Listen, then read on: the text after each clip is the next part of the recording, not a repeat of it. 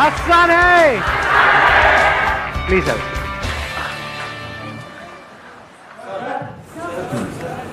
पीछे उनको देना mic. Good morning sir. Good morning sir, मेरा क्वेश्चन ये है कि fear of losing in whatever role we are playing in life is present. So how can we rule out that fear and channelize our positive energy back? fear of losing in different spheres of life. You're talking work related? The Yeah, work that you're work doing? or any other Relationship also? role. Both. Achha. How we can rule out that fear? You can never rule out that fear, क्योंकि वो fear किस पे based है? Reality पे based है या कोई imagination है? दो तरह के फियर्स होते हैं ना, एक है इमेजिनरी फियर्स कि ये हो गया तो क्या होगा, मान लो यहां पर भूत है, इससे हम डर रहे हैं, but that is an imaginary fear, that is not based upon reality. Reality क्या है कि there is a person whom you are in love with, जिसकी आपको आदत पड़ चुकी है. तो जैसे ही हम अलग होने के बारे में उस पर्सन से सोचते हैं तो डर लगता है. इनफैक्ट ये सिर्फ उस पर्सन के लिए नहीं है, किसी भी आदत के बारे में है. हमारे को आदत पड़ जाती है एक पर्टिकुलर सिचुएशन की, कुछ लोगों की, कुछ लोग होते हैं हमारी लाइफ में, कुछ सिचुएशंस होती हैं, तो उसके हाथ से जाने का डर लगता है. तो डर किस पे बेस्ड है? रियलिटी पे बेस्ड है, क्योंकि ये सच है ना, वो पर्सन जा सकता है या जा सकती है. सो दिस फियर, अगर फंडामेंटली आप देखोगे, this fear is not the fear of losing out that particular person और that situation. This fear is the fear of change. हमको बदलाव से डर लग रहा है, क्योंकि ऐसा नहीं है कि वो जो पर्सन है वो दुनिया का आखिरी है. कि जिसके भी साथ आप रिलेशनशिप में, वो दुनिया की आखिरी लड़की थोड़ी है. आखिरी है क्या? नहीं है, और भी है, उससे बेटर भी है. बेटर भी क्या होता है? आपके स्टैंड पॉइंट से है कि वो बेटर है या नहीं है. वही लड़की किसी को अच्छी लग रही होगी, किसी को बुरी लग रही होगी. This is just a standpoint. Main point क्या है? We are afraid of change. तो जब तक we are afraid of change in life, and death is a part of this change. एक तो चेंज है अलग होना, एक है किसी की डेथ भी हो सकती है, कभी भी हो सकती है. तो we are always afraid of change, कि जो नई सिचुएशन होगी, बिकॉज दैट इज अननोन. हमें नहीं पता वहां पर क्या हो रहा होगा. हमें नहीं पता, जैसे बोलते भी हैं लोग कि मेरे को इतनी अच्छी लड़की दोबारा नहीं मिलेगी. अच्छा, इतनी अच्छी है? इतनी अच्छी कहां होती है? कैसी होती है? मैं भी देखना चाहूंगा. हमारा जो फियर है ना, अगर फंडामेंटली आप देखोगे, this is the fear of the unknown. This is the fear of change, कि ये जो मेरी कंफर्टेबल सिचुएशन है, अगर ये बदल गई तो क्या होगा. तो if you can embrace the unknown, and 99.99% of the life is in the sphere of the unknown. आपकी जो नॉलेज है that is very very limited. वो तो 0.00001% है, जिसके अंदर आप गोल गोल घूम रहे हो और उसको पकड़ करके बैठे हो. आप कह रहे हो बस यही लाइफ है. अगर ये मेरे हाथ से चली गई, जो भी इस लाइफ में है, लोग हैं, सिचुएशंस है, जो भी कुछ है, ये चला गया तो मेरी लाइफ ही बेकार है. जबकि ऐसा नहीं है. इसके बाहर हो सकता है बहुत कुछ हो, बट हम उससे डरते हैं. तो if you can see this reality कि life is in the unknown, growth is in the unknown, growth can't be in the known. If you can embrace the unknown, unknown जिसको चेंज बोलते हैं, which is the very nature of life, which is the very nature of everything, because nothing is static in life. If you can see it as a fact कि सब कुछ बदलेगा. ये बात अभी समझ नहीं आएगी आप लोगों को इस एज में.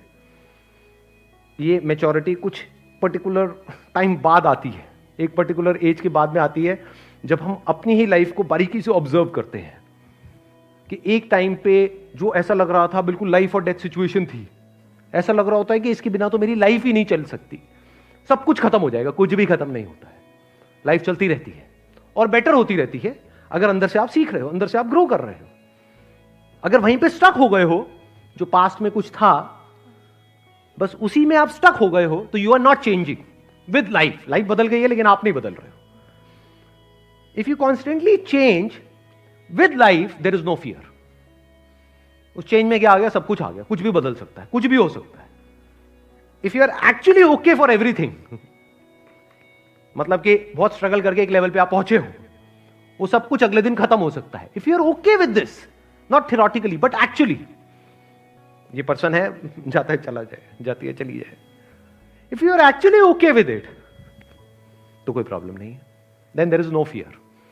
Then you are living a fearless life. इसी को फियरलेस लाइफ बोलते हैं.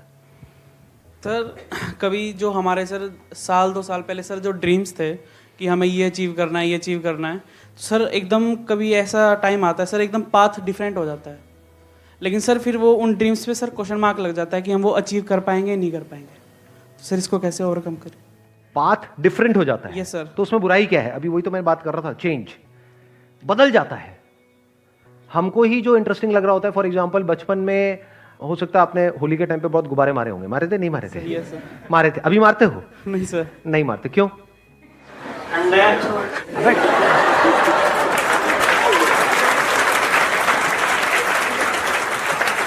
ठंड है। मैं अभी मारने की बात कर रहा हूं। मैं कह रहा हूं यहां पे जेब में गुब्बारे लेकर के आओ, मारो यहां पे सबको। होली की बात हो रही है, एक से एक भरे पड़े हैं। कौन था ये ठंड वाला आदमी? अरे ठंड है। बताओ अभी क्यों नहीं मारते? सोचो, मतलब इस तरह से हम कभी सोचते नहीं है, छोटी छोटी चीजों को हम इग्नोर करते हैं। क्यों नहीं मारते? मतलब फ्रेंड्स नहीं होते वैसे जो हम इंजॉय करते थे, उनके साथ साथ टाइम भी बदल जाता है। चलो फ्रेंड्स भी मिल गए, मान लो वही बचपन वाले फ्रेंड्स मिल गए जो साथ में मिल करके टोली बनाते थे और गुब्बारे मारते थे छुप छुप करके, वो भी मिल गए। क्या मारोगे गुब्बारे? No sir. हाँ, क्यों नहीं मारोगे? मैं वही पूछना चाह रहा हूँ, क्यों नहीं? सब मैच्योर हो गए एक तरह से। मेच्योर मतलब क्या? What do we mean by mature? Interest change हो गए लाइफ में। Yes sir. पहले उसमें इंटरेस्ट था, अब उसमें नहीं है, अब किसी और चीजों में इंटरेस्ट है कि नहीं? यस।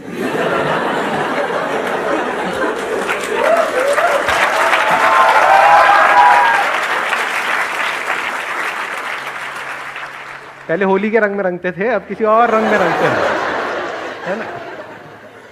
हंस क्यों रहे हो? पता नहीं कहां के कहां चले जाते हो। तो इंटरेस्ट हमारा चेंज होता रहता है लाइफ में। तो मतलब ड्रीम भी चेंज हो गए।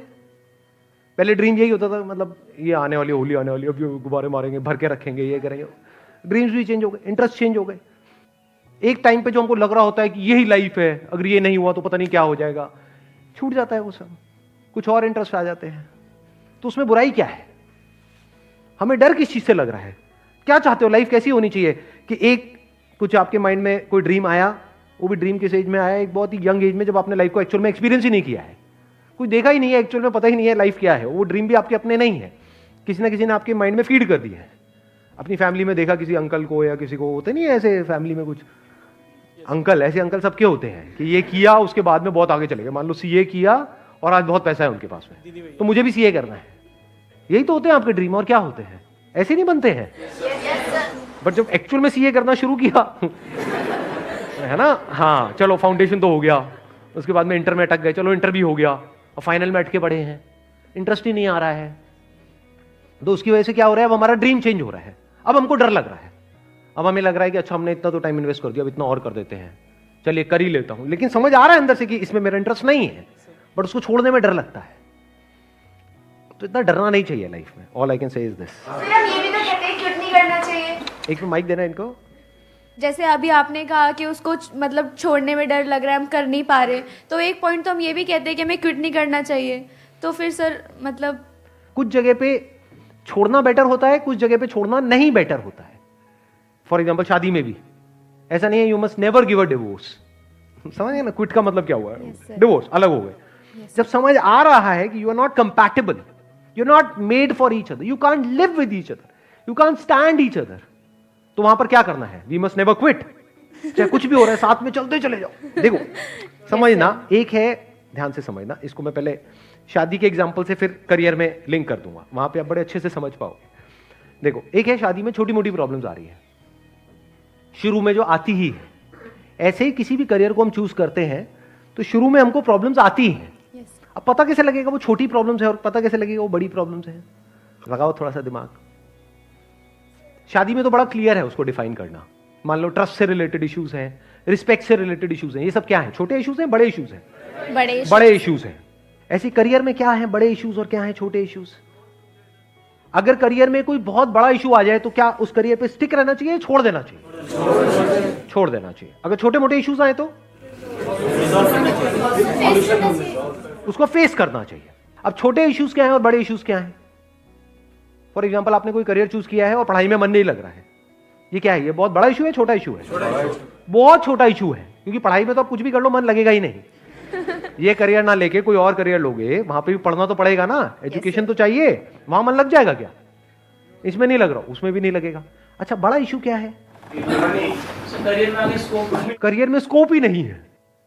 क्या आपको समझ आ रहा है कि यहां से इसको करने के बाद में, इस कोर्स को करने के बाद में मैं आगे जब मार्केट में जाऊंगा तो वहां पे सप्लाई बहुत ज्यादा है, डिमांड बहुत कम है, और आगे फ्यूचर इतना अच्छा नहीं है। था 20 साल पहले अच्छा, बट आज अच्छा नहीं है। अब ये क्या है? ये मेजर इशू है, माइनर इशू है, मेजर इशू, या बहुत मेजर इशू है? बहुत मेजर इशू। क्योंकि आपकी पूरी लाइफ खराब हो सकती है। समझ आ गया ना मैंने क्या कहा Yes, है? sir. फॉर एग्जाम्पल, मैं एग्जाम्पल ही दे रहा हूं, मतलब do not take it literally. अब मान लो कोई आप टाइप राइटिंग का कोर्स कर रहे हो और आपको समझ आ रहा है कि धीरे धीरे टाइप राइटर्स ऑब्सोलीट होते चले जा रहे हैं, अब कंप्यूटर्स उनकी जगह ले रहे हैं, तो ये करने का इतना फायदा नहीं है, तो वहां पे क्विट करना बेटर है या नहीं है? क्विट करना बेटर है, क्योंकि आपको समझ आ रहा है 4 साल बाद जब तक मैं यहां से निकलूंगा तब तक तो इसकी डिमांड ही खत्म हो जाएगी मार्केट में। इंडस्ट्रीज चेंज होती रहती है ना। Yes sir. तो ये मेजर इशू है। मतलब मेजर इशू क्या मिला हमको? स्कोप, कि इसका कोई स्कोप ही नहीं है। स्कोप को दूसरे तरीके से क्या बोल सकते हैं एक वर्ड में? फ्यूचर, कि जो मैं कर रहा हूं इसका कोई फ्यूचर नहीं है। तो ये कोई छोटा मोटा इशू नहीं है, बहुत मेजर इशू है। तो इसको 4 साल बाद नहीं छोड़ना है, अभी छोड़ना है। यस। जो मैं बिजनेस कर रहा हूं उसका फ्यूचर नहीं है। अगर ये समझ आ जाए आदमी को तो वो क्या करेगा?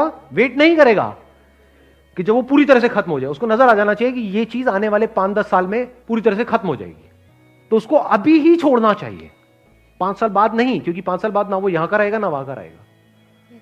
जैसे रिलेशनशिप है, इसका कोई फ्यूचर नहीं है। ये क्या है? ये छोटा इशू है, मेजर इशू है? मेजर। मेजर इशू है, तो आगे बढ़ना ही नहीं चाहिए, नहीं तो वो कॉम्प्लिकेटेड होती चली जाएगी रिलेशनशिप। Yes sir. ऐसी हमारी लाइफ कॉम्प्लिकेटेड हो जाती है। ठीक है, क्लियर हुआ ना? क्या बड़ा इशू है, क्या छोटा इशू है? तो अगर कोई बहुत बड़ा इशू हो तो छोड़ना बेटर है, छोटे मोटे इश्यूज हो तो फेस करना फेस बेटर करना है। बेटर है। मेरा क्वेश्चन ये था कि सक्सेस के लिए जितना हमारा रोल होता है उतना एक्सटर्नल फैक्टर्स भी होता है। जैसे सर हम जब हैंड्स अप करते हैं क्वेश्चन के लिए तो आप पे डिपेंड करता है आप किसको बोलते हो कि तुम मतलब बिल्कुल ठीक क्वेश्चन है, पूछो। बिल्कुल सही बात है। तो सर इंटरव्यू में जाते हो तो वो इंटरव्यूअर्स पे डिपेंड करता है Yes, कि जो sir. जॉब इंटरव्यू ले रहे हैं कि उनको आप पसंद आ रहे हो या नहीं आ रहे हो, based upon lot of factors. Yes sir, तो इन सब चीज़ों को कंट्रोल हम कर सकते हैं क्योंकि सक्सेस में तो फिर मैं क्वेश्चन पूछूंगा नहीं पूछूंगा ये तो आप डिसाइड कर रहे हो ना। Right. मेरा काम है हाथ हैंड्स अप करना। तो मैं आपको कंट्रोल तो नहीं कर सकता, बट अगर इसमें मैं करूंगा क्या? अगर आप मेरे को क्वेश्चन नहीं पूछने दोगे तो मैं तो चला जाता घर। देखना, अब ध्यान से समझना, ध्यान से समझना, बड़ा इंटरेस्टिंग इन्होंने क्वेश्चन पूछा है। देखना, आप कह रहे हो कि अगर आपको जो क्वेश्चन पूछना है वो मेरे पे डिपेंड करता है। Yes, sir. बिल्कुल सही बात है, क्योंकि अगर मैं आपको मना कर दूंगा, मैं कहूंगा नहीं नहीं पूछना है, आपको माइक मिलेगा ही नहीं, तो आप पूछोगे कैसे? ठीक है, तो आपको क्वेश्चन पूछना है नहीं पूछना मेरे पे डिपेंड करता है, that is a fact. Yes sir. अच्छा, आप क्वेश्चन पूछोगे, ये सक्सेस है, ये किसने डिफाइन किया? आप पे क्या डिपेंड करता है? क्या आप पे कुछ डिपेंड करता है नहीं करता है?